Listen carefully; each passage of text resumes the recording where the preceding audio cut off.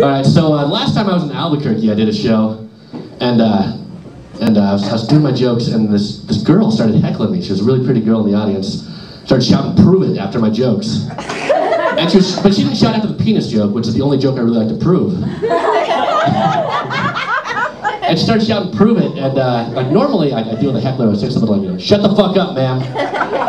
But she was really pretty, and I was kind of intimidated, so I didn't say anything, and it ended up just kind of throwing me off and really pissing me off. And so later on, when we were making out in the back of her car,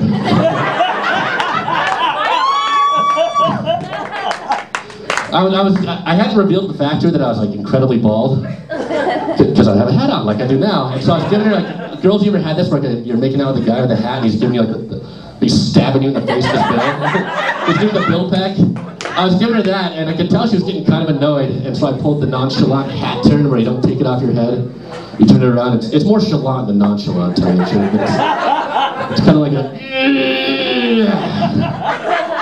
And the moment I do it, she stops and she goes, "Do you have hair?" And I was like, "Yeah, I got some," which is true. I got some. I got some. And she's like, "I gotta." Yeah, I know, right?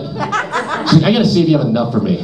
And so she takes my hat off. We're in a dark car, keep in mind. She rubs my head and she's like, "Yeah, that's enough." But she said it like it was just enough. Like if I were to pluck one, she would just fucking boot me out of the fucking car. Yeah. Which it's rough, because I lose like a handful of hair, this just started like a year ago. I lose a handful of hair every night. So at that point I was thinking like, man, if I play my cards right, I might be able to get her to take me home. But breakfast's pretty much out of the question. So comes in the room with like waffles, like, "Oh shit, you're too bald for this."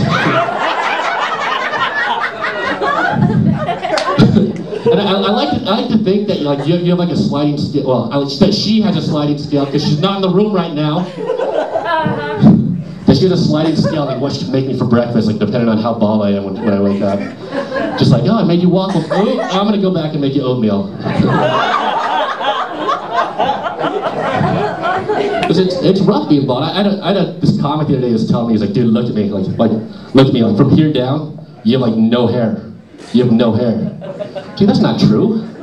I have 11. But I've been getting like a lot.